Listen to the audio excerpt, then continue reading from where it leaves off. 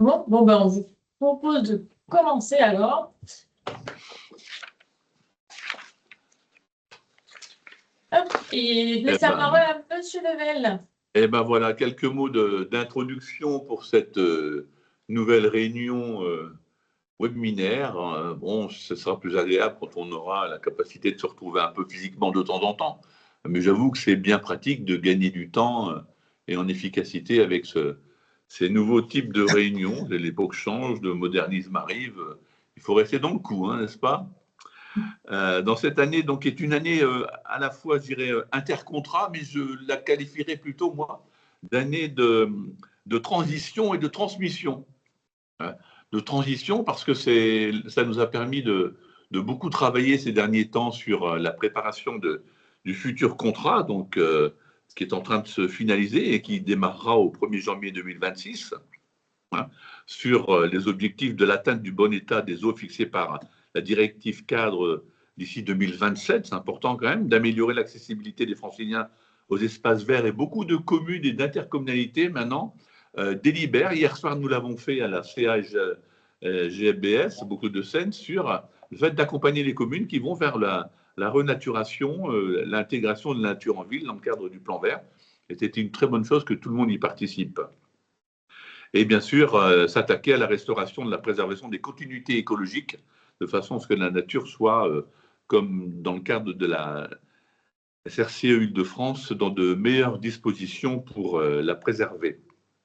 Alors, la cellule d'animation est soutenue donc, depuis très longtemps par l'Agence de l'eau Seine-Normandie, par la métropole de Grand Paris, par la région Île-de-France, bien sûr, et je salue la présence de François, François Bonny, du SMSO, maintenant, qui a rejoint les financeurs de la cellule et la communauté d'agglomération de Versailles-Grand Parc. Donc, cette cellule accompagnera, comme elle l'a fait depuis de nombreuses années dans les différents contrats, eh bien, toutes les structures signataires, et j'espère qu'il y en aura beaucoup, et qui présenteront beaucoup de beaux projets. Lors du contrat 2020-2024, ce sont 65 structures quand même qui sont devenues signataires et 55 porteurs de projets qui ont pu bénéficier de l'accompagnement de la cellule. On a pu réaliser un certain nombre d'opérations, de démarches techniques, de rendez-vous, mais aussi des ateliers qui ont déjà eu lieu au premier semestre 2025 et qui ont permis de discuter sur les 4 enjeux du contrat et de voir comment l'agence pouvait continuer Je ne réponds pas, désolé, j'aurais dû couper, c'est mon téléphone. Aujourd'hui, donc, ce webinaire a vocation à permettre aux futurs signataires de découvrir où on en est aujourd'hui du contrat, d'approfondir chaque enjeu du contrat en fonction des propositions réalisées et présentées lors des ateliers. Hein, et on aura aussi l'intervention donc, de l'Agence régionale de la biodiversité et de l'Agence de l'eau pour nous faire un état des lieux. Et je remercie par avance ces deux belles structures pour le temps qu'elles nous consacrent aujourd'hui et dans les futures réunions.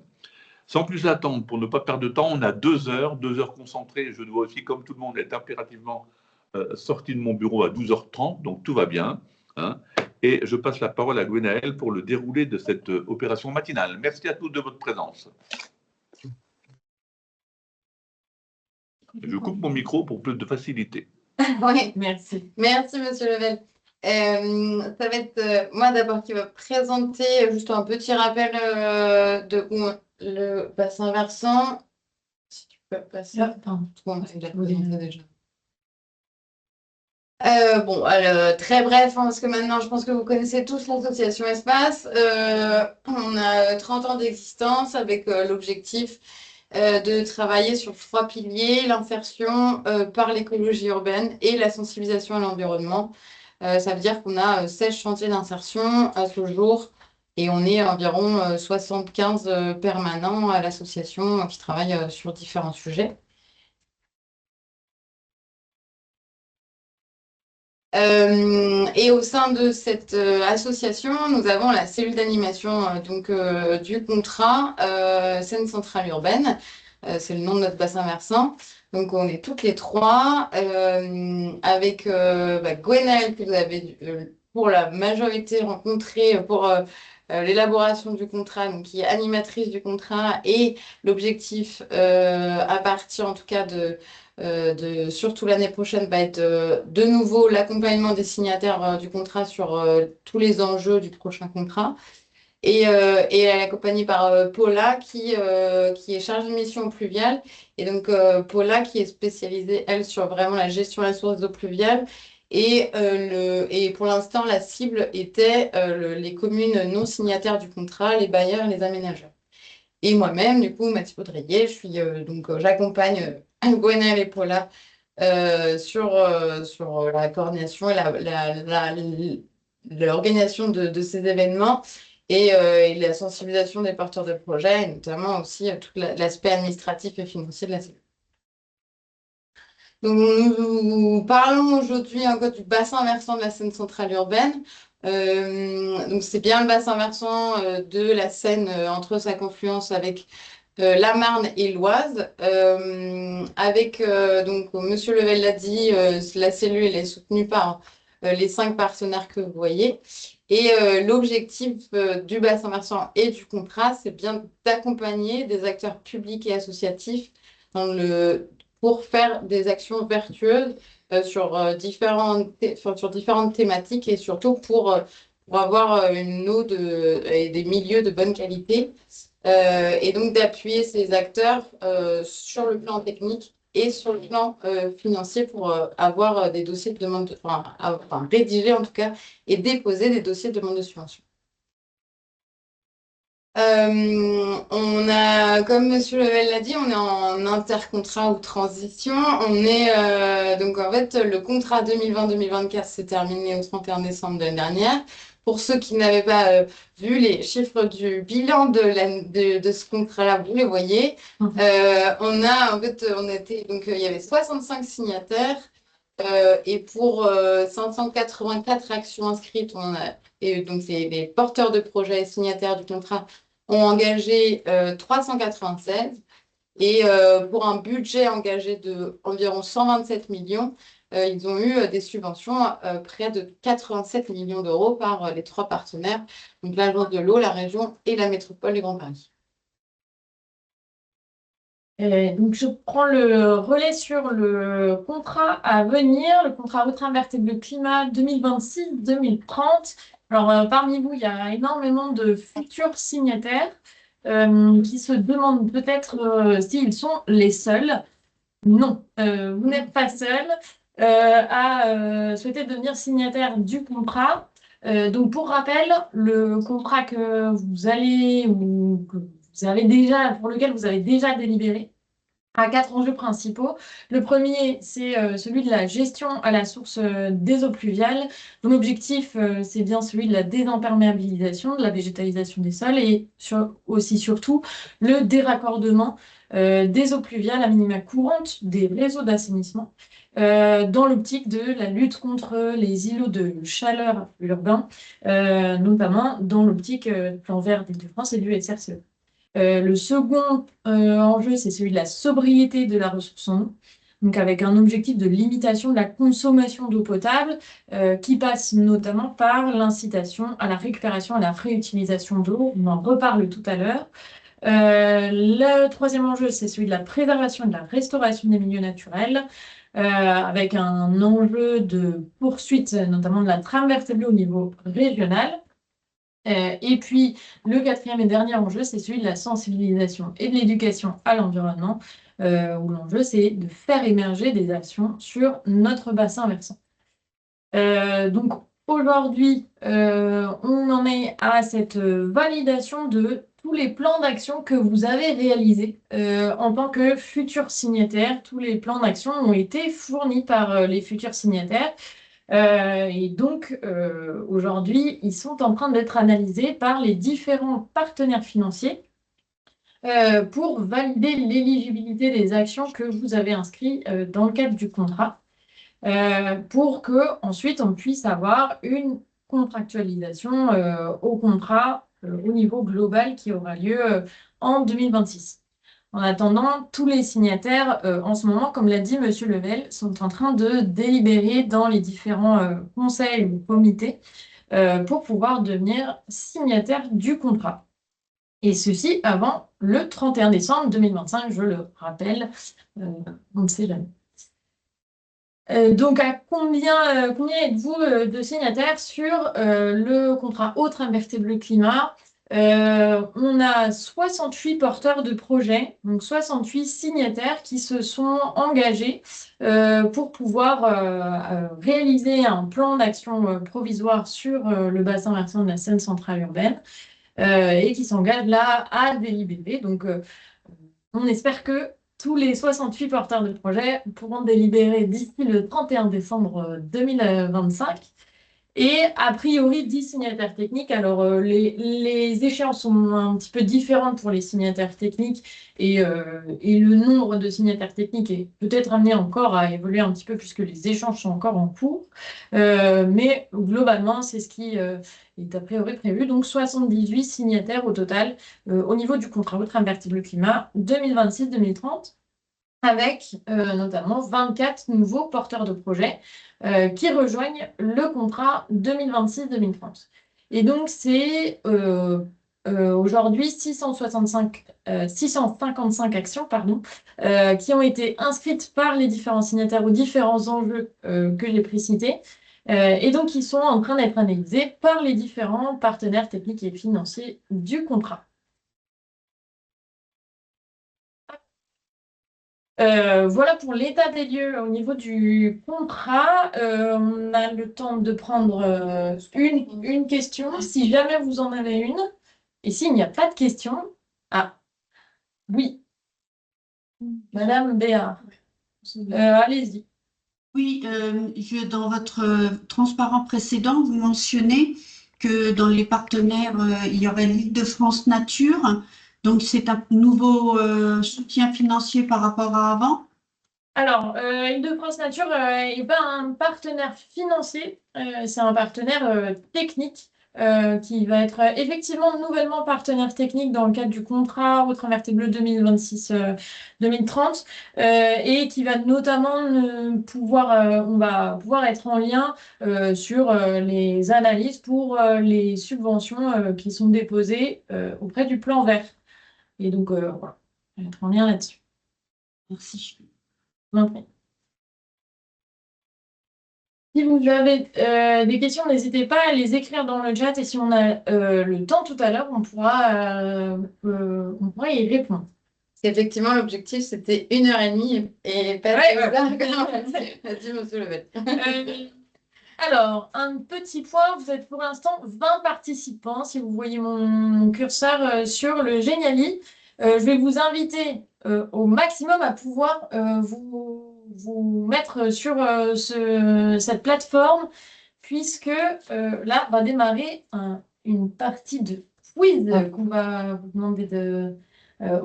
demander de répondre. Donc, n'hésitez pas, c'est dans la conversation. Si vous n'avez pas le lien, je peux vous le renvoyer, mais vous pouvez aussi aller sur play.geniali.com avec le code d'accès qui est écrit en haut.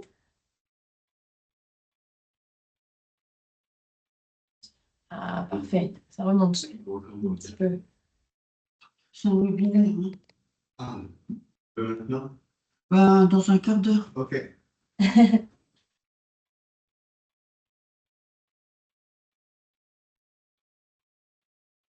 Ok, on a quelques participants qui nous ont rejoints.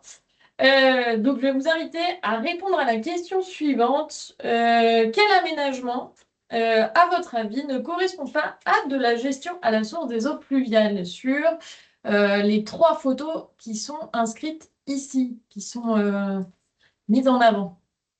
Tu Alors, sur un si vous êtes téléphone sur un portable. téléphone, ouais, Voilà. vous cliquez juste dessus.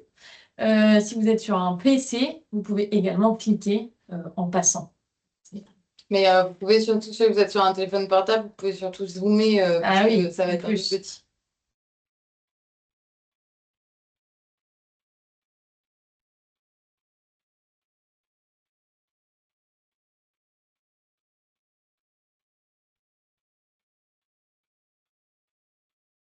Ah bon.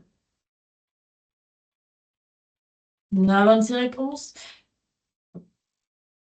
J'attends 30. Ok. Alors, Alors, effectivement, on a des grands gagnants qui ont dit la bonne réponse. Effectivement, c'était cet aménagement à droite où on voit effectivement des bordures au droit des espaces verts qui ne permettent pas aux eaux pluviales de pouvoir ruisseler vers les espaces verts et de s'infiltrer en pleine terre. Donc, bravo à ceux qui avaient trouvé la bonne réponse. Maintenant, un petit peu plus compliqué, c'était pour vous mettre en jambe, hein. Un petit peu plus compliqué, laquelle, à votre avis, de ces solutions a été la plus mise en avant par les participants aux ateliers du premier semestre concernant la gestion des eaux pluviales donc sur cet enjeu? Pour vous, à votre avis, quelles sont les solutions sur notre bassin versant qui ont été les plus mises en avant par les participants aux différents ateliers du premier semestre? Et pour rappel, on a eu 4 ateliers au premier semestre sur les 4 enjeux du contrat. Et l'objectif était de comprendre à quoi correspondaient ces enjeux, les différentes actions qui pouvaient être inscrites par les futurs porteurs de projets, qui pouvaient rentrer dans ces enjeux. Et on avait fait un jeu sérieux pour comprendre comment élaborer son programme d'action.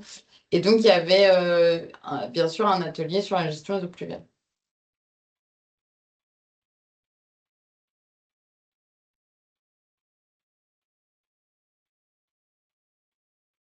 Alors, on attend les derniers.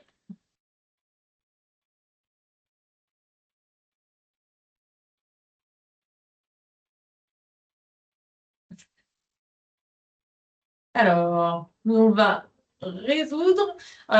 Effectivement, c'est la désimperméabilisation des sols qui a été le plus plébiscité par les différents participants aux ateliers du premier semestre, qui ont d'abord mis en avant un enjeu de désimperméabilisation des sols quand on parle de gestion à la source des eaux pluviales. Et donc, justement, au cours du premier semestre, lors de chaque atelier qu'on a réalisé, même s'ils étaient tous avec des thématiques différentes, tous les ateliers permettaient de réfléchir aux problématiques sur les différents enjeux du contrat, puis aux solutions sur tous les enjeux du contrat, et puis aux zones prioritaires pour lesquelles les signataires souhaitaient agir. Donc là, c'est vraiment issu du travail que vous avez porté au premier semestre, je vous fais juste un retour de ce que vous avez identifié comme les problématiques qui sont, selon vous, les plus liées à l'enjeu de gestion des eaux pluviales sur le bassin versant. Donc, d'une part, on a d'abord des enjeux anthropiques qui ont été mis en avant avec un enjeu de surchauffe urbaine et un enjeu d'urbanisation et d'artificialisation des sols qui a été particulièrement mis en avant. Cette artificialisation des sols, elle a pour conséquence notamment des ruptures de continuité, mais aussi des saturations des réseaux d'assainissement. Puisque les eaux pluviales, notamment, vont aller dans les réseaux d'assainissement et contribuer à leur saturation, et donc hop, à la pollution des milieux, mais aussi vont contribuer au ruissellement et aux inondations en milieu urbain. Et d'un autre côté, on avait les enjeux sur les milieux naturels, où on avait des sols argileux avec des enjeux de gonflement et de retrait d'argile, qui ont aussi pour conséquence d'avoir un enjeu de ruissellement et d'inondation en milieu urbain. Donc face à ces problématiques, les solutions qui ont été envisagées, vous pouvez le faire vous-même de votre côté si vous le souhaitez, cliquez sur les petits plus si vous êtes connecté. Face à ces problématiques, globalement, c'est sur les enjeux anthropiques qu'on peut le plus agir, et notamment sur les ruptures de continuité. Les solutions qui ont été envisagées, ça a d'abord été la planification dans les documents d'urbanisme pour permettre de préserver des espaces et de restaurer d'autres espaces pour diminuer ces ruptures de continuité, et d'utiliser des solutions fondées sur la nature pour pouvoir baisser ces ruptures de continuité. Face à l'artificialisation des sols et à la saturation des réseaux d'assainissement, l'enjeu, ça a été de mettre en avant le déraccordement, effectivement, des réseaux d'assainissement et cette désimperméabilisation des sols dont on a parlé tout à l'heure. Et donc, c'est vraiment la désimperméabilisation des sols qui a été mise en avant en premier lieu, qui rejoint quand même les enjeux de solutions fondées sur la nature. Et enfin, sur les ruissellements et les inondations, il y a des diagnostics sur le ruissellement qui ont été proposés. Et donc, sur les zones prioritaires qui ont été identifiées, on a des zones denses et minérales. Donc, on a beaucoup de centres urbains denses sur notre bassin versant qui sont particulièrement concernés par cet enjeu. Des territoires avec de l'assainissement unitaire qui sont encore très présents sur le bassin versant. Des zones de transition entre forêt et ville. Donc, par exemple, on a des villes sur notre bassin versant, typiquement Chaville, où nous, on est implanté avec espace, mais où il y a des travaux qui sont déjà menés, et notamment de France Nature Environnement Hauts-de-Seine, sur la ville de Chaville, pour voir comment on arrive à relier, notamment sur la trame verte, des zones qui sont entre forêt et ville. Ensuite, on avait des voiries avec un ruissellement identifié fort qui doivent d'abord être travaillés. Et enfin, les abords des cours d'eau qui sont des zones à préserver en espace vert pour des solutions fondées sur la nature. Et donc, pour répondre à ça, dans le cadre du contrat et dans l'élaboration qu'on a réalisée, globalement, on a dans notre enjeu 4 objectifs principaux. L'amélioration des connaissances, qui doit permettre d'identifier notamment là où on doit agir principalement. Et après, des enjeux de désimperméabilisation, de déraccordement et de réduction des îlots de chaleur urbains, notamment via la végétalisation des espaces, que ce soit des parkings, des places, des cours d'école, qui sont particulièrement réalisés sur notre bassin versant, et ou encore des sites mutables. Je ne vais pas aller dans le détail des indicateurs, vous pourrez le consulter ensuite, puisqu'on vous transmettra cette présentation. Je laisse la main à Paula sur la présentation du guide opérationnel. Merci Gwenaëlle. Du coup, cette année et surtout en l'été 2025, la cellule d'animation s'est attachée à créer et élaborer un guide opérationnel sur les revêtements perméables. Donc l'objectif de ce guide, il était multiple. C'était tout d'abord de répondre à une demande de retour d'expérience de la part des maîtres d'ouvrage sur les différents revêtements perméables existants. Également, pourquoi aussi spécifiquement les revêtements perméables lorsqu'il existe d'autres solutions. On a voulu vraiment faire un focus sur 6 revêtements perméables qui ont été mis en place dans des opérations à l'échelle du bassin versant. Mais aussi parce qu'il s'agit d'une solution de gestion à la source des eaux de pluie existantes qui vient compléter les solutions de végétalisation, mais lorsqu'elles sont plus restreintes. Donc l'idée, c'était de créer un outil d'aide à la décision pour les maîtres d'ouvrage et donc de répertorier sous forme de fiches les retours d'expérience à l'échelle locale de revêtements perméables qui ont été choisis dans des opérations d'aménagement et qui ont été accompagnées par la cellule d'animation. Voilà, c'est là la différence vis-à-vis des guides existants qui sont très techniques. Là, on se base sur des retours d'expérience locaux et donc et certes, ce guide ne sera peut-être pas exhaustif, mais il permettra d'avoir une certaine vision sur la pluralité des revêtements qui ont été mis en place à l'échelle du bassin versant. Donc l'idée, c'était de mettre un accent également sur la pérennité des ouvrages et donc les méthodes d'entretien qui ont été employées afin de guider au mieux les maîtres d'ouvrage dans leur choix des solutions techniques pour gérer la source des eaux de pluie.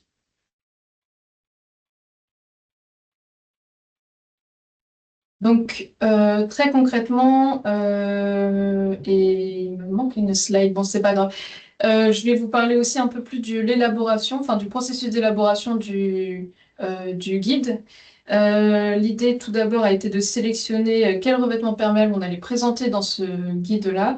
Donc, il y en a 6 qui ont été retenus, les copeaux, le mulch, l'enrobé et le béton perméable, les pavés et dalles perméables, les pavés et dalles à joints perméables et les dalles alvéolaires, ainsi que les revêtements poreux liège. Comment ont été sélectionnés les projets? En fonction des revêtements qui ont été choisis, avec un minimum de temps de réalisation pour avoir un retour d'expérience qui soit plus pertinent et qui reflète plus l'évolution du revêtement dans le temps. Au niveau des informations qui ont été récoltées, vous avez un exemple sur cette fiche qui récapitule du coup l'entretien et la pérennité des enrobés béton perméable.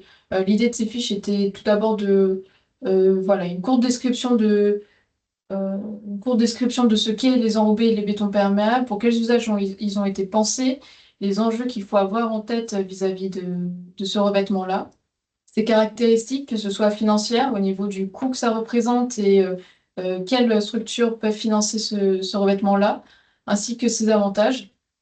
Et au verso, vous pouvez voir que le verso de la fiche est plus dédié à l'entretien. Donc, quelles sont les méthodes d'entretien à mettre en place et qui ont été mises en place à l'échelle des projets que nous avons observés?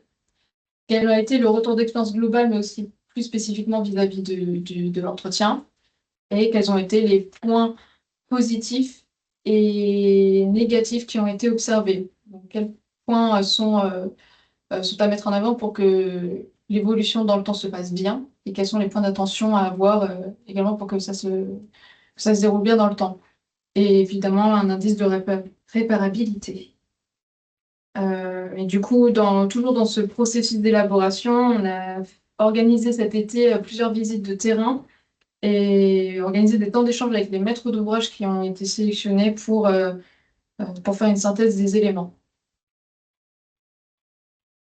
Donc, la première fiche que vous avez vue, c'était une fiche dédiée au revêtement, mais dans l'annexe, nous avons également les fiches retour d'expérience, donc toutes les opérations que nous avons visitées durant l'été.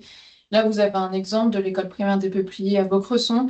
Donc, c'est une fiche retour d'expérience un peu plus classique qu'on a l'habitude de créer à la cellule d'animation et que vous pouvez aussi retrouver, vous pouvez en retrouver plusieurs déjà sur notre site dans l'onglet publications. Voilà, donc, description de l'opération assez classiquement, puis les aménagements qui ont été mis en place, les caractéristiques en termes de temps, de surface, quelles ont été les subventions accordées, ainsi que l'entretien qui a été mis en place à l'échelle de ce projet-là. Donc c'est vraiment, ça vient en complément des premières fiches si vous voulez plus de détails sur comment ça s'est passé au niveau de l'entretien.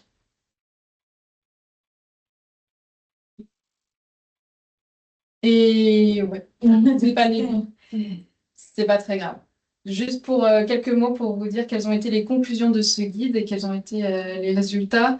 Ce qu'on a pu observer majoritairement, c'est que l'entretien joue un rôle très important dans la pérennité d'un revêtement perméable et donc dans son évolution dans le temps. Ce qui a été observé, c'est que beaucoup d'entretiens assurent du coup un meilleur résultat au niveau de l'abattement des pluies, aussi dans la tenue dans le temps. Et c'est donc ce qu'il en résulte, c'est qu'il y a un besoin d'anticipation dès la conception d'un projet.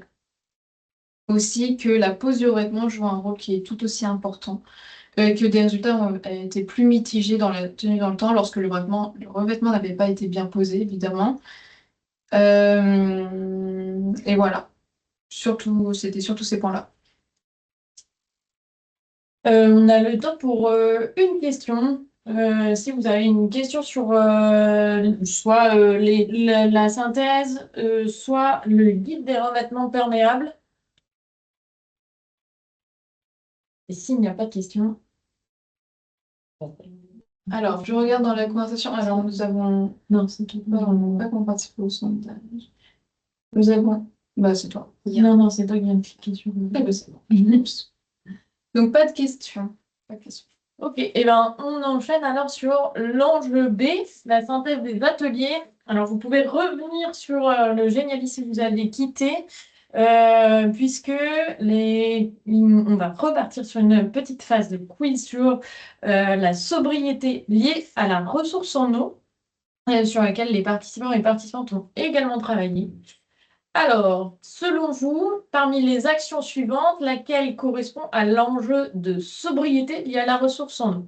La rétention-infiltration des eaux pluviales, la mise en place d'une toiture végétalisée, la valorisation d'une source pour le nettoyage de voirie, la mise en place d'un récupérateur d'eau pluviale pour l'arrosage des espaces verts avec une surveillance vers le réseau d'assainissement.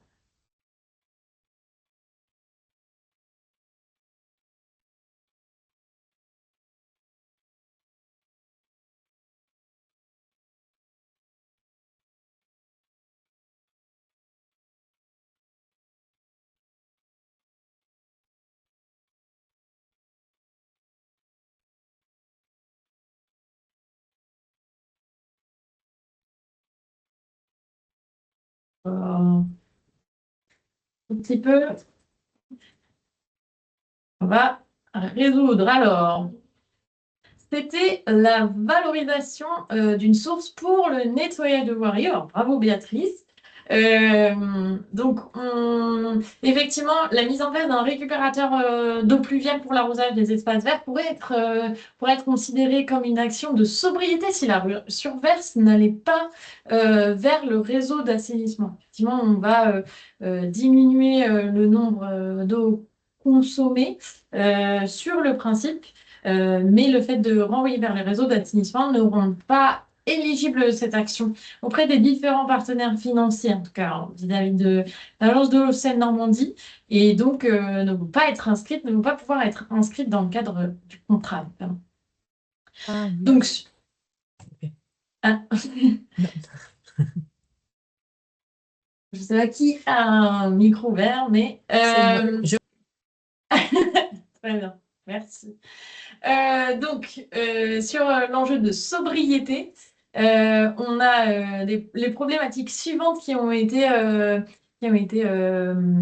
mises en avant par les par les différents participantes. Sur d'abord les prélèvements, on a un bassin versant qui est particulièrement peuplé, qui est très dense et donc qui amène des prélèvements sur la ressource qui sont particulièrement importants.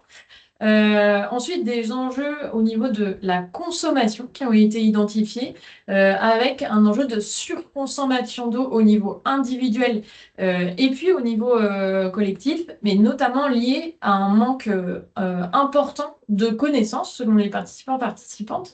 Alors, il faut savoir que sur notre bassin versant, environ 80% de la consommation d'eau est liée à une consommation individuelle. Au niveau ensuite des usages, où ont été mis en avant des conflits d'usage potentiels entre eux, notamment les entreprises, les riverains, les entreprises et les consommateurs individuels, et puis des mésusages de l'eau potable sur des espaces sans besoin de cette eau potable, donc par exemple des espaces où on pourrait utiliser d'autres types d'eau. Et enfin, dans le traitement, où on a une saturation des réseaux d'assainissement avec de l'eau en trop grande quantité et un traitement qui se fait sur des eaux qui n'auraient pas besoin d'être traitées et un manque de réutilisation de certaines eaux après traitement notamment d'eau non conventionnelle. Et liées à ces problématiques ont été identifiées notamment certaines solutions, notamment la possibilité de mettre une tarification incitative de l'eau potable en termes de consommation, de la sensibilisation au changement de pratiques au niveau individuel et collectif, et un changement de fait des pratiques in fine au niveau notamment des structures publiques. En termes d'usage, on a aussi des différents usages qui peuvent changer, qui ont été mis en avant, et notamment via l'installation de cuves de récupération. Et enfin, dans le traitement, la réutilisation des eaux non conventionnelles qui ont été mises en avant, notamment les eaux pluviales, les eaux de piscine, les eaux d'exor, pour une utilisation sur des espaces verts et aussi sur des usages au niveau des espaces publics. Donc, certaines zones prioritaires ensuite ont été identifiées par les différents participantes, notamment des sites à forte consommation d'eau, notamment des espaces qui vont être des types d'entreprises qui vont pouvoir prélever directement sur la ressource, des réseaux d'assainissement qui sont saturés, les espaces verts qui vont pouvoir être arrosés par d'autres eaux. Des établissements publics qui pourraient aussi avoir des récupérateurs d'eau qui pourraient être affiliés, les copropriétés et grandes résidences qui ont été mises en avant, qui sont nombreuses sur notre bassin versant, et puis des voiries qui seraient importantes avec un nettoyage qui pourrait être transformé soit en utilisant moins d'eau, soit même plus d'eau. Donc, dans le cadre du contrat, on parle de sobriété de la ressource en eau en termes d'équipement, mais aussi de nouveaux usages et de réduction de consommation. Alors, je ne vais pas m'étendre sur le sujet parce que on va avoir Sébastien qui va en parler un tout petit peu plus profondément juste après.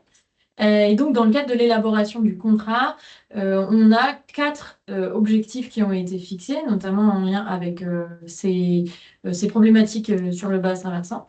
On a une amélioration des connaissances, et notamment quand on parle d'amélioration des connaissances, c'est aussi de savoir ce qui, là où on a de la consommation sur notre territoire, pour chaque signataire. Le deuxième objectif, c'est celui de la réutilisation des eaux non conventionnelles en milieu urbain. On parlait d'eau de piscine, d'eau d'exode. Le troisième objectif, c'est celui de la récupération des eaux pluviales en milieu urbain, donc des plans notamment de mise en place de récupérateurs d'eau. Et puis le quatrième enjeu, c'est celui de la valorisation des eaux de source pour l'économie de la ressource. Donc de pouvoir utiliser ces eaux de source, notamment sur les espaces publics. Donc, je laisse la main à Sébastien pour nous parler un petit peu plus des enjeux liés à la sobriété de la ressource en eau en lien avec l'Agence de l'eau Seine-Normandie. Bonjour à tous. Gwenaël, David m'a demandé de vous présenter rapidement, ça va être assez rapide, hein, le nouvel axe de 12e programme de l'agence sur la mise en œuvre d'une démarche de sobriété, principalement dans les collectivités. Ça peut être également le cas dans les entreprises, dans les industries. Tout d'abord, dans quel cadre se situe cette mise en œuvre, de démarche de sobriété dans une collectivité et dans le 12e programme de l'Agence de l'eau? Il faut resituer tout d'abord le GIEC, en 2022, dans son rapport, a défini la sobriété, parce que là on parle de sobriété, la sobriété comme un panel de mesures et de pratiques quotidiennes qui évitent la demande en énergie, en matériaux, en sol et en eau, tout en fournissant un niveau de bien-être pour tous. Voilà, donc on ne demande pas d'arrêter l'utilisation de ces ressources, mais de les réduire. Ensuite, il y a eu le plan eau en mars 2023, plan eau national, qui impose une réduction des prélèvements en eau en France de 10% d'ici 2030. Donc ce plan eau a été décliné au niveau du bassin Seine-Normandie pour l'Agence de l'eau, avec une trajectoire qui est définie dans la stratégie d'adaptation au changement climatique, avec un objectif de réduction de consommation et de prélèvement, surtout sur l'eau potable, de 14% d'ici 2030. Donc le plan eau imposait 10% sur les prélèvements et sur le bassin Seine-Normandie, 14% d'ici 2030 sur le prélèvement en eau potable. Donc le 12e programme de l'Agence de l'eau permet justement d'accompagner cette mise en œuvre de ces politiques via l'octroi de potentielles subventions pour la réduction des consommations d'eau potable et des prélèvements dans les collectivités. L'agence peut accompagner donc pour les études, les travaux et la sensibilisation, un peu comme pour chaque axe du programme de l'Agence de l'eau. Donc on va voir rapidement le type d'action que l'agence peut accompagner et que les collectivités peuvent mettre en place. Donc une réduction des prélèvements, la réduction de la consommation d'eau dans les bâtiments et les lieux publics. Alors vous avez par exemple la réduction de la consommation d'eau dans les établissements d'enseignement, les écoles, les gymnases, les piscines. On a déjà plusieurs demandes à l'Agence de l'eau de réduction de consommation dans les piscines, qui sont quand même très énergivores en consommation d'eau, en recyclage d'eau. Dans les bâtiments administratifs également. Donc cette réduction des consommations d'eau dans les bâtiments, elle peut se réaliser via la pose de compteurs, d'équipements économes en eau. Également, d'autres actions qui peuvent être subventionnées par l'Agence de l'eau, c'est l'utilisation d'une ressource de qualité moindre en remplacement de l'eau potable, ça a été dit un peu précédemment par Gwenaël. La réutilisation d'eau, l'utilisation d'eau non conventionnelle. Et quand on parle de réutilisation d'eau, ça peut être ou bien la réutilisation d'eau potable, qui a déjà été utilisée, par exemple dans des piscines, le recyclage, ou sinon la réutilisation d'eau de pluie, qui a été collectée pour être réutilisée en remplacement d'eau potable. Donc là, on ne va pas faire forcément un focus sur la gestion des eaux pluviales. Ce n'est pas l'objectif de l'atelier, mais je pourrais répondre à des questions si vous en avez encore. On peut passer. Donc, pour bénéficier d'une subvention pour la mise en place d'actions visant à réduire les consommations d'eau potable, l'Agence de l'eau impose différentes conditions au préalable à mettre en place. Donc, une des conditions pour mettre en place une action, c'est d'abord que le maître d'ouvrage est engagé à conduire une démarche de sobriété sur sa commune. Il ne va pas pouvoir engager tout de suite une action de sobriété, de réduction d'eau sur un lieu public, par exemple, s'il n'a pas au préalable conduit une démarche qui va permettre de décrire un état des lieux. Donc, pour cela, il faut qu'il connaisse sa consommation via des compteurs, par exemple. Ensuite, dans sa démarche à mettre en place, après l'état des lieux, une définition d'action pour diminuer les prélèvements sur la ressource et une priorisation. Donc, pour cela, pour définir les actions et prioriser, il faut connaître ses besoins. Il faut également former et sensibiliser le personnel de la collectivité. Donc, ça permet à chaque usager de prendre conscience de la nécessité de consommer moins et des moyens pour y parvenir. Donc, ça permet de prioriser les usages. Mais pour cela, il faut qu'il y ait une concertation également entre les différents usagers. Donc, quand je parle d'usagers sur une collectivité, ça peut être les services espaces verts, les services voirie, les services sport pour la piscine. Voilà. Il faut que tout le monde soit concerté et que chacun puisse avoir une idée de ses consommations et des efforts qui peuvent être faits sur ces consommations. Ensuite, un chiffrage dans l'étude dans la démarche de sobriété à mettre en place, un chiffrage de réduction des consommations d'eau. Alors, j'ai donné un exemple. On n'a pas eu encore beaucoup à l'agence, comme c'est assez récent quand même, le 12e programme a débuté en début 2025. On n'a pas encore beaucoup d'exemples de coûts d'études de sobriété. Donc, je vous en ai mis un exemple pour une collectivité avec un usage domestique d'espaces verts, de nettoyage de voirie, qui utilise à peu près 2,8 millions de mètres cubes par an. Donc, c'est quand même assez important. L'expertise de sobriété a coûté à la collectivité 38 000 € hors taxe, sachant, comme on va le voir après, que l'agence de l'eau pourra en prendre une partie. On va passer à la suite. Bonaël. Un petit exemple d'une stratégie d'économie d'eau d'une commune en Île-de-France. Alors, ce n'est pas celle qui a coûté 38 000 €. C'est une commune donc sur la Seine-Saint-Denis qui a mis en place une stratégie, un plan de sobriété. Donc, d'abord, il y a eu une étude sur les différentes consommations, comme on peut voir sur le camembert à droite. Alors, on ne voit pas forcément très bien, mais on a les consommations par grand poste sur la collectivité, les bornes d'arrosage, les groupes scolaires, les stades, les habitats, etc. Et donc, avec les pourcentages sur la consommation totale de la collectivité et en mètres cubes également. Donc, l'objectif, c'est, comme je l'ai dit, c'est une réduction de 14% sur la commune. Donc, c'est conforme avec le plan eau et la stratégie d'adaptation climatique sur le bassin Seine-Normandie. La collectivité a décrit, donc, comme je l'ai dit à droite, les différents usages.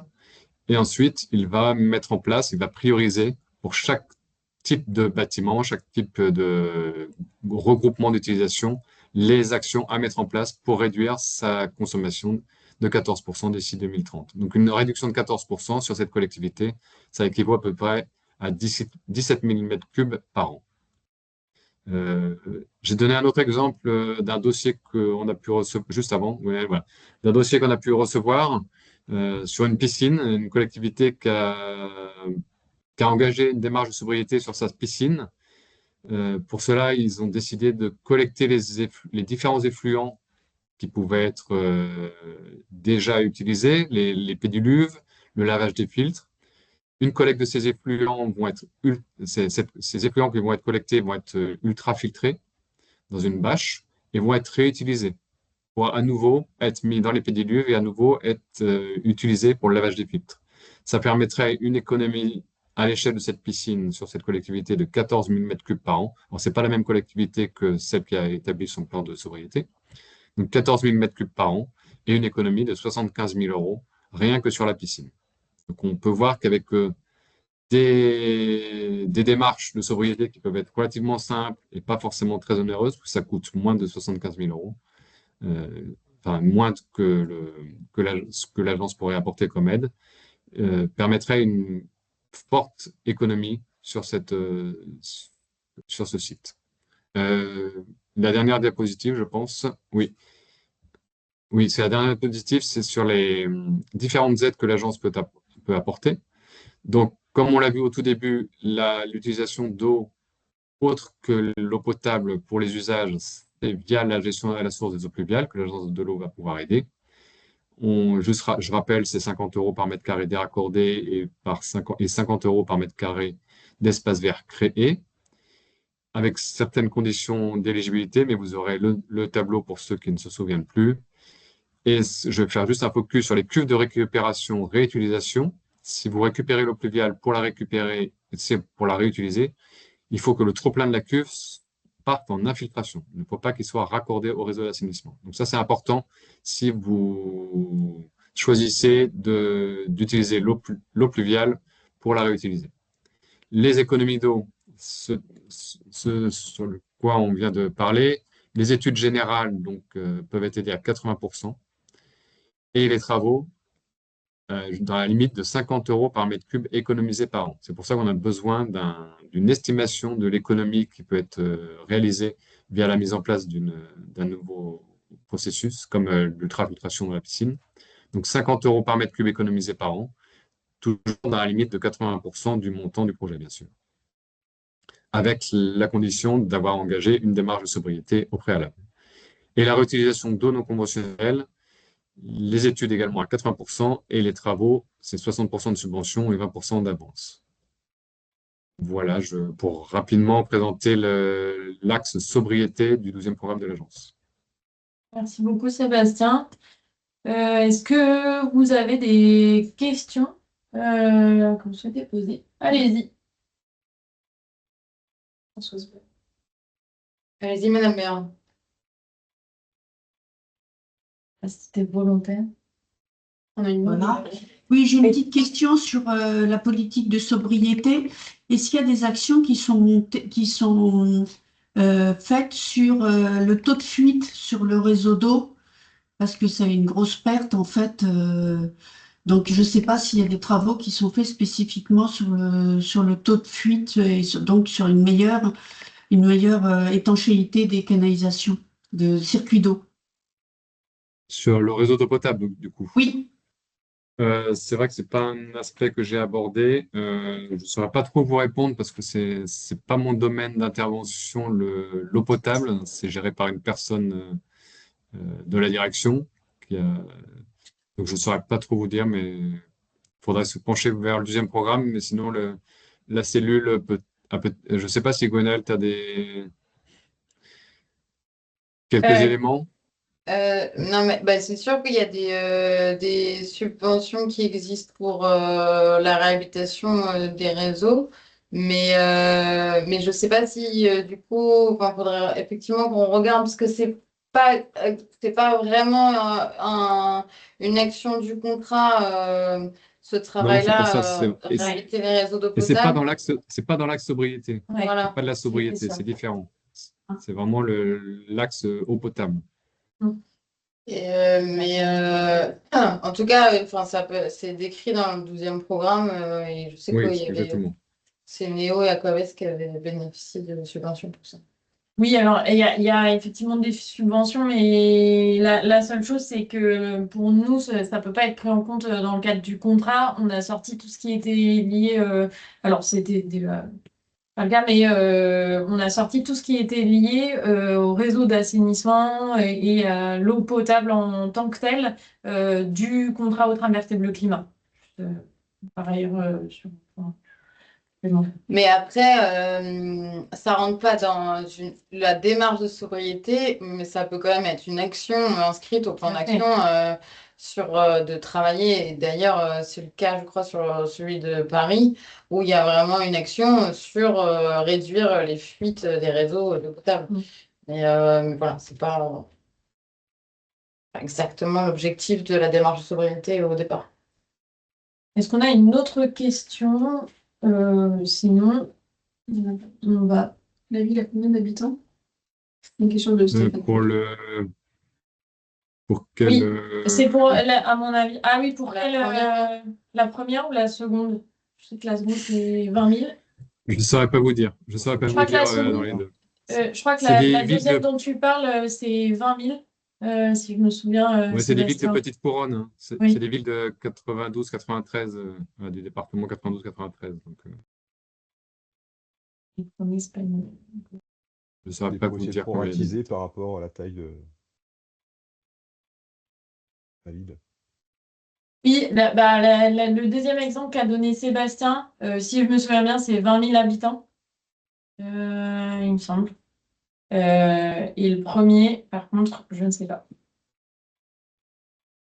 Le premier, j'ai pas la C'est pas une collectivité, je crois. population. Si, pour la stratégie, l'exemple que j'ai donné avec Ah, la ok. répartition, j'ai pas la population. C'est une bonne remarque, je ne sais pas. On pourra vous le communiquer a posteriori. On a aussi Oui. une question, Sébastien, sur la définition que tu peux donner de la sobriété. Et on vous le fournira, on pourra l'inclure à la présentation, on le mettra sur le site Seine Centrale Urbaine. Ok, après, je sais que l'agence de l'eau a publié le conseil scientifique de l'agence a publié des fiches, dont une fiche sur la sobriété. Je ne sais pas si elles sont facilement accessibles depuis le site internet de l'agence, mais sinon je pourrais la transmettre à la cellule. Elle pourra le mettre en annexe Ouais, je le du mettrai, compte rendu. aussi sur la présentation. Ceci. Ok. On revient à notre troisième enjeu, celui de la préservation et de la restauration des milieux naturels. Je vous invite à revenir sur le Geniali puisque on est de retour sur un quiz, une période de quiz. N'hésitez pas à vous reconnecter.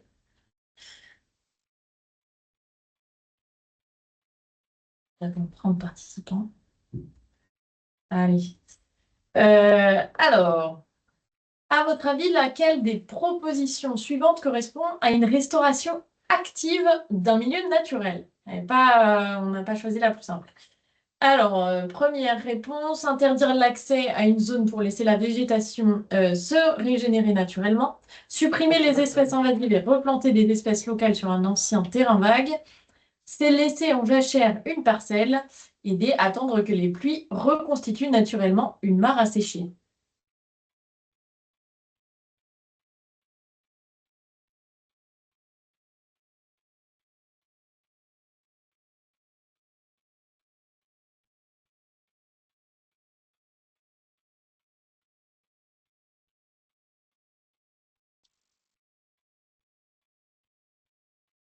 Bien, on va résoudre.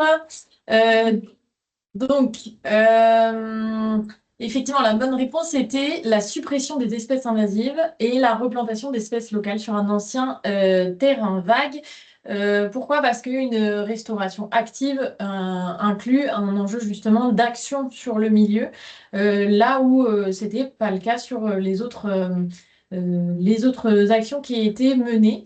Et sinon, on peut agir différemment, effectivement, en ayant une restauration dite passive qui consiste à réduire les pressions qui vont s'exercer sur un milieu naturel.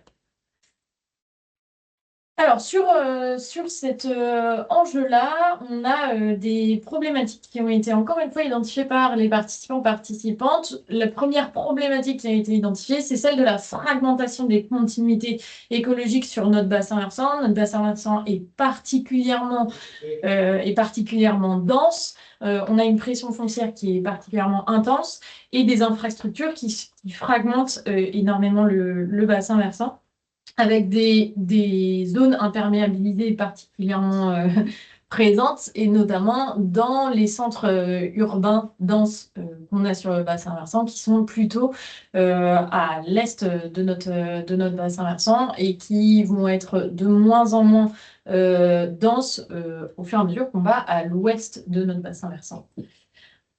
On va avoir des pollutions qui s'exercent également sur le milieu, comme on en a parlé tout à l'heure avec des déversements dans les milieux naturels, des retours vers le milieu naturel d'eau qui vont être altérés, notamment, on a notamment la saturation des réseaux d'assainissement qui contribuent à ces pollutions sur le milieu, et donc qui font un lien aussi avec la gestion des eaux pluviales. Et enfin, le manque de connaissances et de moyens qui ont été identifiés avec un manque de moyens humains, un manque de moyens financiers qui ont été mis en avant et un manque aussi de portage politique qui a été mis en avant sur le bassin versant, puisque on repose intégralement sur du volontarisme politique pour agir sur ces enjeux. Donc, face à ces problématiques, ont été identifiés un enjeu de reconnexion des milieux naturels avec la renaturation d'espaces publics, particulièrement les parcs, les squares et les cimetières ont été mis en avant. La restauration de berges, la restauration de zones humides et de mares. Donc là, on va parler vraiment d'enjeux liés aux structures GEMAPI, qui ont la compétence GEMAPI sur notre bassin versant. Ensuite, un volet sur l'inclusion du volet de trame verte et bleue dans chaque projet, avec un enjeu pour reconnecter les milieux, de pouvoir prendre en compte d'ores et déjà, dès le début d'un projet, dès sa conception, un volet plus large de comment on le reconnecte au-delà du projet seul. Et puis, un enjeu de protection de l'existant. Comment on réussit à protéger l'existant, donc avec des propositions de plans de gestion différenciés qui doivent être plus largement réalisées et de valorisation des friches qui existent sur notre bassin versant. Ensuite, sur la réduction des milieux, donc ça, vous pourrez y aller quand on vous fournira la présentation ensuite, mais sur le comment faire, on vous renvoie directement vers les actions possibles de sobriété et de déraccordement des eaux pluviales. Et puis, le dernier enjeu, c'est celui de l'amélioration des connaissances avec la réalisation d'inventaires faune-flore. On en parlera un tout petit peu plus après avec Claire. La réalisation d'études de trame verte et bleue, mais aussi d'études sur les zones humides sur notre bassin versant, qui vont notamment être faites actuellement par la métropole du Grand Paris sur les enjeux des zones humides. La modélisation de nos corridors écologiques possibles sur le bassin versant. Ça tombe plutôt bien puisqu'on a mis à jour notre diagnostic trame verte et bleue au niveau du bassin versant de la Seine centrale urbaine. Et enfin, la mise en place de stratégies financières et foncières sur des espaces qui seraient à préserver ou à restaurer, que ce soit pour la trame verte ou la trame bleue. Et donc, des zones prioritaires ont été envisagées vis-à-vis de ces restaurations et de cette préservation des milieux naturels. Donc, avec des espaces publics qui doivent être d'abord à renaturer, des espaces qui vont être particulièrement imperméabilisés au départ et qui permettent une reconnexion, par exemple, en termes de réservoirs écologiques qui permettent de créer des corridors. Des milieux qui seraient fragmentés et enclavés. Donc, on va plus parler d'espaces qui ne sont pas publics, mais plutôt d'espaces privés, avec des jardins privés. On parle aussi beaucoup des talus sur les infrastructures ferroviaires, sur notre bassin versant. Ensuite, on a les espaces publics qui vont relever vraiment de la compétence GEMAPI. Donc, on parle notamment des berges et des cours d'eau, des rues aussi sur notre bassin versant. Et enfin, des espaces qui sont aujourd'hui à préserver, des espaces verts menacés et des friches qui peuvent exister aussi sur notre bassin versant. Donc, dans le cadre du contrat eau, trame verte et bleue climat, dans cet enjeu C et en lien avec ce qui a été mis en avant par les différents participantes, on a un enjeu d'amélioration des connaissances. On l'a vu tout au début quand on a identifié les problématiques, mais il y a un manque de connaissances sur ces enjeux de restauration du milieu naturel en termes de connaissances concrètes du terrain, c'est-à-dire quelle est la faune et la flore qui habitent notre territoire. Ensuite, un second objectif de restauration de préservation des milieux aquatiques et humides. On parlait des espaces notamment liés à la compétence du MAPI. Un troisième objectif de restauration et de préservation sur les milieux herbacés et boisés. Et le dernier objectif sur la fonctionnalité des continuités. On parlait des cimetières, des parcs, notamment des parcs et des squares qui permettent de refaire le lien et qui créent des corridors écologiques qui seraient particulièrement à renaturer. Et donc, pour nous parler un petit peu de projets emblématiques qui peuvent avoir lieu sur notre bassin versant, je laisse la main à Claire White, qui est écologue à l'Agence régionale de la biodiversité. Merci Gwenaëlle. Donc pour pas trop faire de redites, je vais peut-être avoir des slides qui vont passer un petit peu, mais avant de vous présenter spécifiquement le dispositif Territoire engagé pour la nature qu'on anime au sein de l'Agence régionale de la biodiversité, je voulais quand même remettre un petit peu en contexte la question de la biodiversité sur la région Île-de-France. Donc la région Île-de-France est la plus petite région de France, mais néanmoins la plus densément peuplée. Il y a en plus une diversité de milieux, puisque on a à peu près un quart du territoire qui est occupé par du milieu urbain, un autre quart par des espaces forestiers et boisés.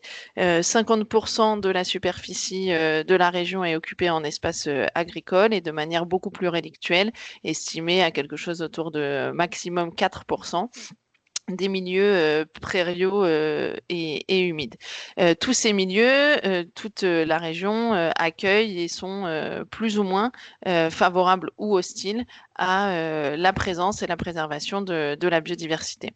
À cela s'ajoute le fait que la région occupe une zone particulière en France, puisqu'elle se situe au carrefour de plusieurs influences climatiques, avec l'influence océanique à l'ouest, l'influence continentale à l'est et la subméditerranéenne dans le sud de la région, notamment comme au niveau de la zone de Fontainebleau. La région, du fait de toutes ces influences, de toute cette diversité, cette mosaïque de milieux, est marquée donc par une diversité de paysages, d'habitats, qui vont aussi être influencés par le patrimoine géologique, le réseau hydrographique qui traverse et qui maille un petit peu le territoire. Et donc, certaines de ces unités paysagères abritent un patrimoine naturel ou semi-naturel qui est encore exceptionnel, souvent grâce aux études de protection. Je dis souvent et encore, on a du patrimoine exceptionnel parce qu'il a été bien protégé et que ces espaces ont bénéficié d'une attention particulière contribuant à leur préservation. Donc, selon la nouvelle définition non, peut-être juste encore celle d'avant, je te remercie. Selon la nouvelle définition de la stratégie d'air protégé de 2030, on a 30% du territoire francilien qui est classé en aire protégée, mais si on regarde d'un petit peu plus près, finalement, on se rend compte que c'est seulement 0,59% du territoire qui est concerné par une protection stricte. Protection stricte qui implique, entre guillemets, une protection de manière pérenne des activités humaines susceptibles de compromettre la conservation des enjeux écologiques. Donc voilà, seulement 0,59% du territoire régional est concerné par ces protections fortes. Je veux bien la suivante, s'il te plaît. Donc ces aires protégées, elles ont permis de définir donc des réservoirs de biodiversité et de déterminer les continuités écologiques, donc comme l'évoquait tout à l'heure Gwenaëlle, en reliant ces différentes aires protégées et en permettant aux espèces de circuler.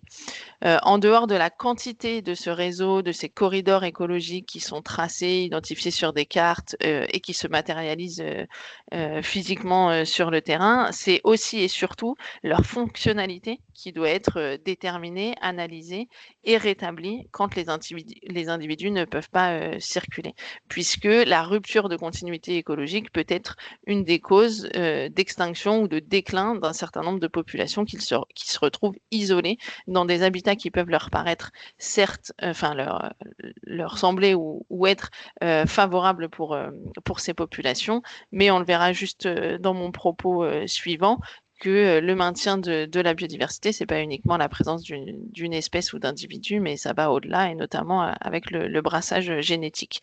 Donc, identifier les ruptures de continuité, les résorber, c'est une action qui est indispensable. On a aujourd'hui sur le territoire régional une relativement bonne connaissance des trames vertes et bleues. Cette connaissance est à ce stade encore un petit peu plus lacunaire, en émergence, j'aime à dire, concernant la trame noire, puisque ce sont sont des problématiques dont on se saisit depuis un plus petit nombre d'années. C'est relativement plus récent. Ça reste partiel, mais en progression sur le territoire. Si on passe à la slide suivante, on va voir de quoi on parle quand on parle de biodiversité. Je disais tout à l'heure qu'on parlait, enfin, on parlait de population en lien avec un habitat bien particulier. Donc, on est bien sur une diversité d'êtres vivants, d'espèces différentes dans des habitats, mais dans la biodiversité, on oublie parfois, et j'aime à le souligner, on entend aussi la diversité génétique et donc les interactions des gènes entre les différentes populations. L'idée de cette présentation, c'est pas de vous dénombrer le nombre d'espèces différentes ou de vous citer des chiffres tout aussi, enfin, tous les uns les plus impressionnants des autres par rapport à la représentation de tel ou tel taxon sur la région. Donc voilà, c'était juste une petite planche pour illustrer. Si on passe à la slide suivante, ça reprend un petit peu ce qu'a évoqué Gwenaëlle juste avant sur les différentes pressions que cette biodiversité connaît sur le territoire francilien en fonction du type de milieu. Donc pour les milieux agricoles, les milieux aquatiques et humides, forestiers et urbains.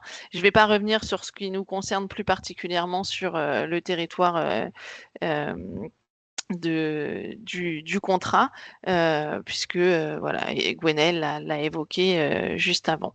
Donc, on a fait le constat qu'on avait une biodiversité riche, plus ou moins bien protégée, mais dont on se souciait quand même, des pressions et des menaces qui s'appliquent sur elle. Si on passe à la slide suivante, moi, j'ai envie de me poser la question, comment on fait pour inverser cette tendance? Comment on fait pour enrayer ce déclin de la biodiversité?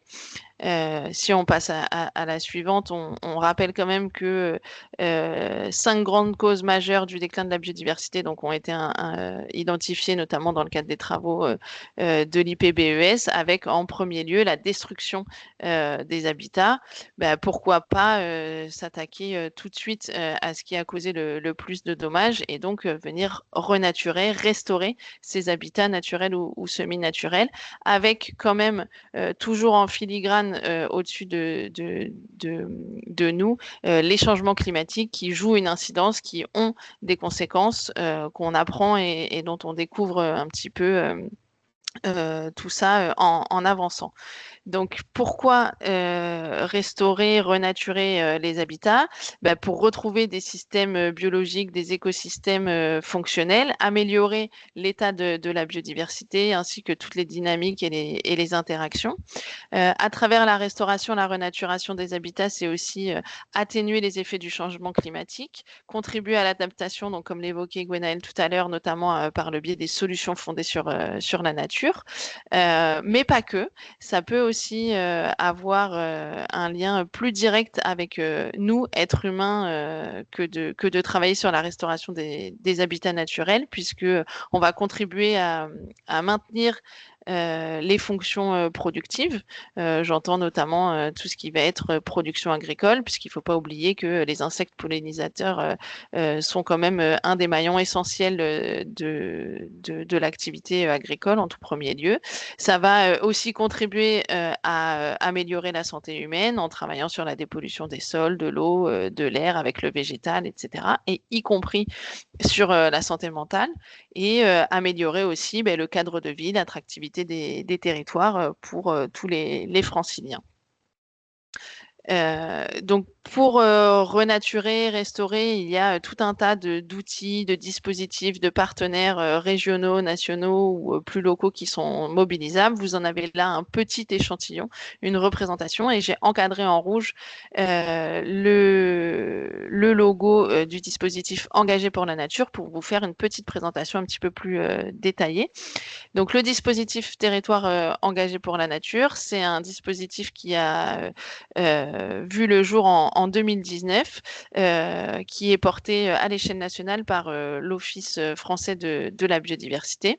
Et donc, c'est au moment de l'élaboration du Grenelle de l'environnement, à travers les différents échanges, les différents ateliers, travaux et séminaires pour son élaboration, que cet outil Territoire engagé pour la nature a vu le jour. Vas-y, la suivante, s'il te plaît. Le dispositif concrétise donc la notion de chef de fila des régions en matière de biodiversité et s'inscrit dans le pari des territoires, donc qui a été formulé au moment de la préfiguration des agences régionales de la biodiversité par l'État et les régions.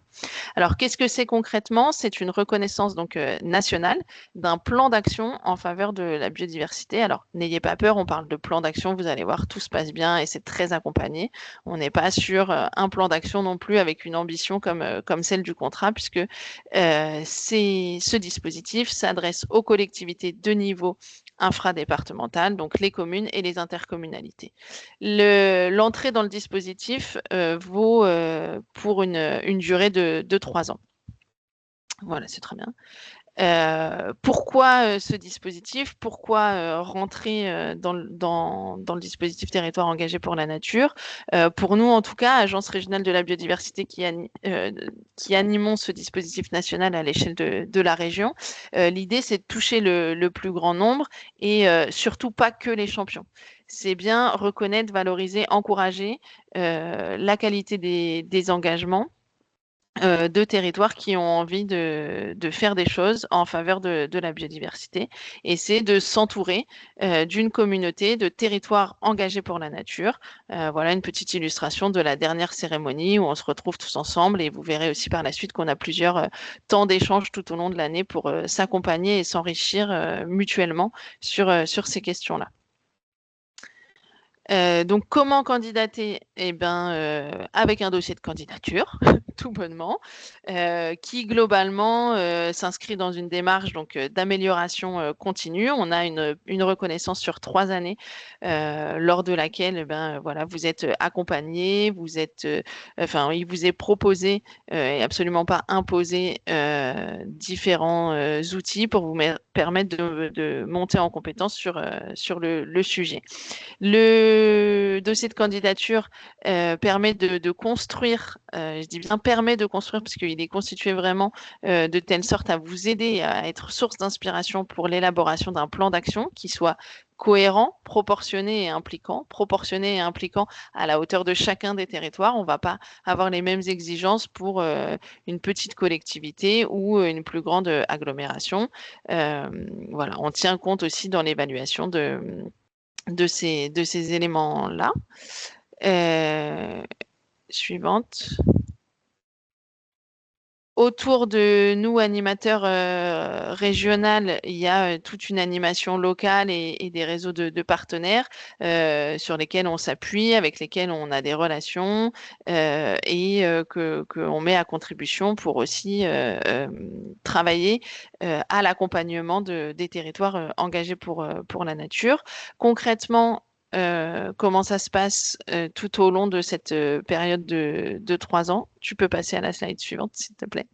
Il y a un accompagnement des lauréats, donc des candidats, avec, comme je le disais, différentes formes, typologies d'événements à distance, en présentiel, sur le terrain, en salle, qui vont vous être proposés, collectifs et individuels, voilà, pour toute leur diversité, qui vous seront proposés pour vous aider à monter en compétences et à réaliser vos plans d'action. Donc, au jour d'aujourd'hui, le dispositif territoire engagé pour la nature, c'est 5 partenaires régionaux 5 partenaires qui constituent le collectif régional du dispositif, donc l'Office français de la biodiversité, l'État représenté par la DRIEAT, la région Île-de-France, l'Agence de l'eau Seine-Normandie et nous-mêmes ARB Île-de-France.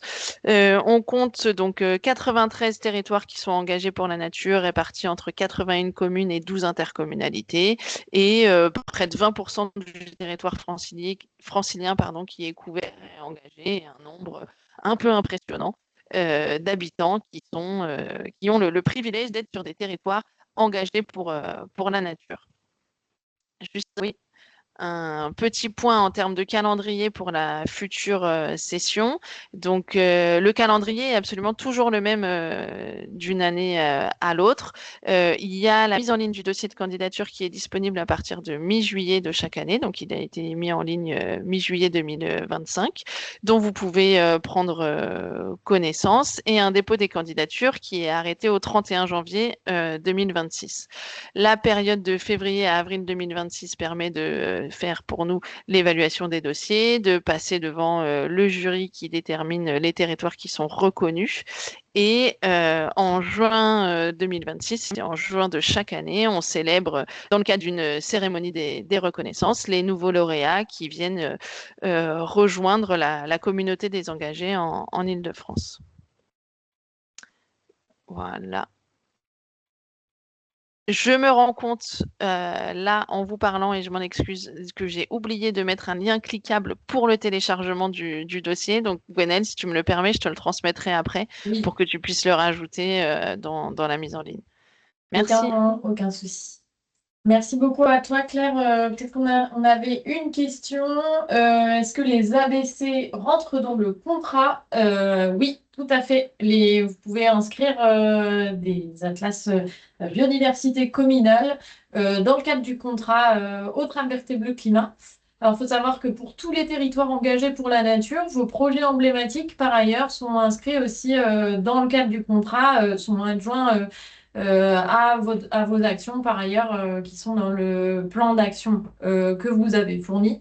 En plus de ces actions-là, on a vos projets emblématiques qui vont tous faire partie du contrat Autres invertébrés climat.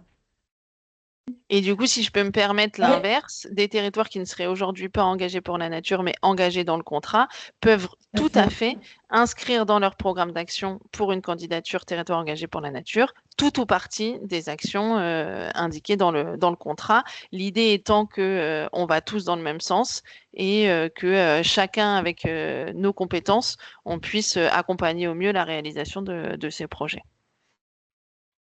Vous l'avez compris, si vous n'êtes pas un territoire engagé pour la nature pour le moment, c'est toujours possible. Si on n'a pas d'autres questions, on va enchaîner, parce qu'on est parfaitement à l'heure. Je vous invite à revenir une dernière fois sur le générique. Pour ce dernier enjeu, l'enjeu D de sensibilisation et d'éducation à l'environnement.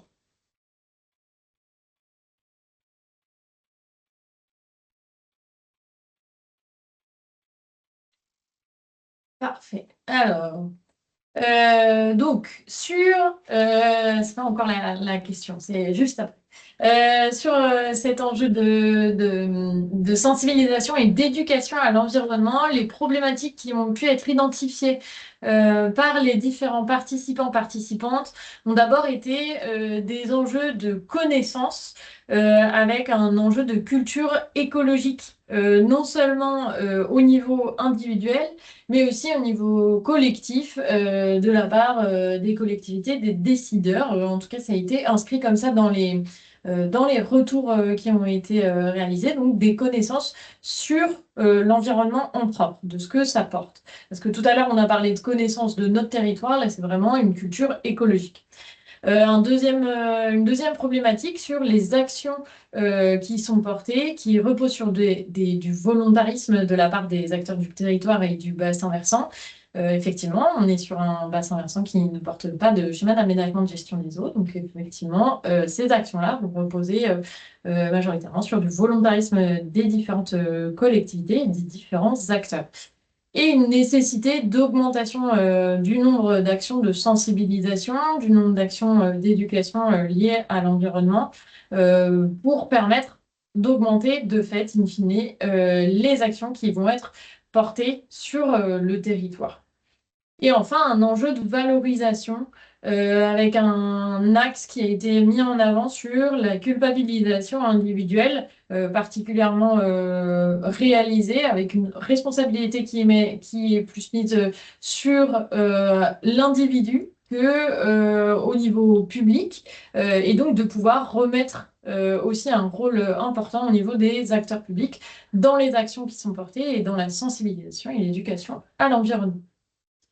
Face à ces problématiques-là, quelques solutions qui ont été mises en avant avec des randonnées pédagogiques qui peuvent être réalisées sur le bassin versant, des classes d'eau, des classes qui peuvent être réalisées à destination notamment des scolaires sur les enjeux liés à l'eau et qui, je le rappelle, sont financées par l'Agence de l'eau Seine-Normandie.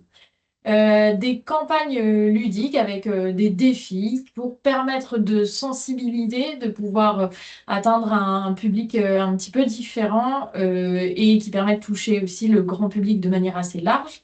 Un appui sur la réalisation d'actions et pour la réalisation d'actions. Donc, on va s'appuyer sur les actions qui ont pu être réalisées et puis on va pouvoir appuyer aussi la réalisation d'actions. Donc, par exemple, notamment d'associations qui auraient l'envie de réaliser des actions. Ça va être de pouvoir appuyer cette réalisation d'actions pour ces associations. Et enfin, réaliser de la sensibilisation ciblée. Alors, ce qui était vraiment travaillé sur cette sensibilisation ciblée, c'était notamment les élus et les services techniques des collectivités du bassin versant. Peut-être que j'ai donné un peu une réponse. Alors, non, c'est laquelle? Alors, à votre avis, sur ces solutions que j'ai mises en avant, laquelle a été la plus mise en avant par les signataires lors de la synthèse de l'enveloppe? La sensibilisation des élus, des techniciens et des particuliers, la cartographie en ligne des actions menées, les classes d'eau ou les campagnes ludiques?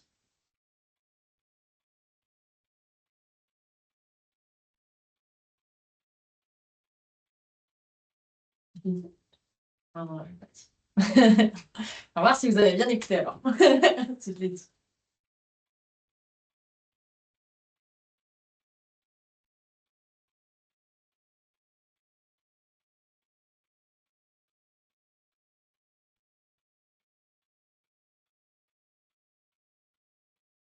Alors, nous allons résoudre. C'est la fin des quiz. Alors, on a même des grands gagnants. Félicitations à Meunier, à Caroline Donlaine. Et puis notre grande gagnante, attention. Gagnant ou gagnante. Ah, Mathilde Planchet-Évêque. Voilà, on a toute la liste qu'on va enlever. Hop. Et donc, effectivement, ce qui avait été le plus plébiscité par les signataires, par les participantes lors des ateliers était la sensibilisation ciblée auprès des élus, des techniciens et des particuliers. Donc, dans le cadre du contrat, ce qu'on va mettre en avant, alors on a deux objectifs principaux dans le cadre du contrat et qui vont pouvoir être éligibles auprès des différents partenaires financiers. Le premier enjeu, c'est celui de la sensibilisation, de l'information pour permettre de travailler sur l'eau, la biodiversité et le climat. Là-dedans, on a deux choses qui font partie. D'une part, la sensibilisation en propre, d'une part, la réalisation d'ateliers qui vont pouvoir être effectivement à destination, on a parlé des élus, des techniciens, comme vous l'avez mis en avant lors des ateliers. On va aussi parler des scolaires avec les classes d'eau qui peuvent être réalisées par les différents signataires. Et puis, par ailleurs, on va parler aussi de communication. Donc, par exemple, si vous avez des choses plutôt de communication que vous voulez mettre en avant, par exemple, des repères de creux que vous souhaitez mettre sur votre territoire. Si vous réalisez un film sur l'eau, par exemple, vous allez pouvoir inscrire ces actions dans le cadre du contrat et certains signataires l'ont fait. Et enfin, le deuxième objectif qui concerne vraiment nous, la cellule, c'est celui d'assurer la coordination et le suivi des actions du contrat. Je vais laisser la main à Monsieur Level pour un mot de conclusion En tout cas, je vous laisse, si vous le souhaitez, aussi prendre le contact. Ah oui, il y a des questions. Ouais, nous avons une question de la part de Denis Laurent, enfin plusieurs questions, qui d'abord nous remercie pour nos interventions et qui nous fait découvrir la richesse de ce contrat sur une centrale urbaine. Donc sa question était sur le périmètre du bassin versant et la concertation avec d'autres partenaires. Au niveau du périmètre, comment il a été défini? Paris en fait-il bien partie et pourquoi la Seine-Rive droite en amont de la Confluence-Marne n'en fait-elle pas partie, puisque non couverte par un quelconque sage au même contrat sauf erreur? Alors, sur la définition du périmètre du bassin versant, c'est ouais. Moi, je prendrai la suite.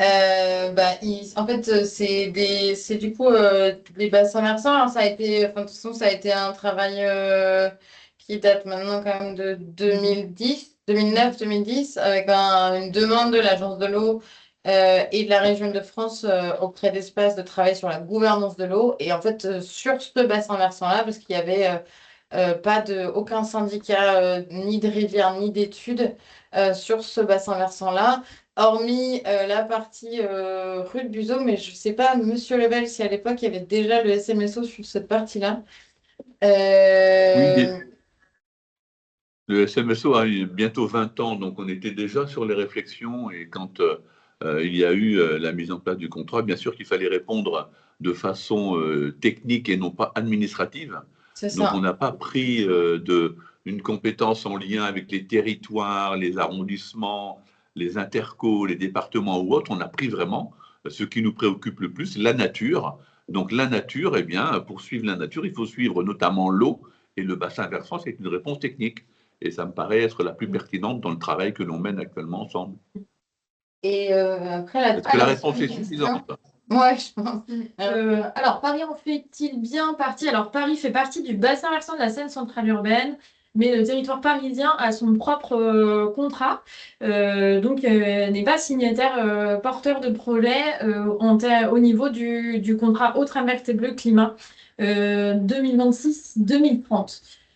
Ensuite, pourquoi la Seine-Rive droite en amont de la confluence Marne? Alors, c'est une question de bassin versant, ça a été fait au niveau hydrographique. Donc, c'est vraiment cet enjeu-là qui a été mis en avant. Alors, même, il y a effectivement des espaces et des territoires des bassins versants qui n'ont pas de contrat, qui n'ont pas de portage. Et effectivement, sur notre bassin versant, on n'a pas non plus de schéma d'aménagement de gestion des eaux. La raison, c'est notamment celle qu'a évoquée Mathilde, mais en 2010, lorsqu'il y a eu une réflexion sur la manière dont allait être, sur la gouvernance de notre bassin versant, il a été décidé que la complexité de notre bassin versant ne permettait pas de réaliser un sage. Tout de suite. Voilà. Oui, c'est ça, pas immédiatement.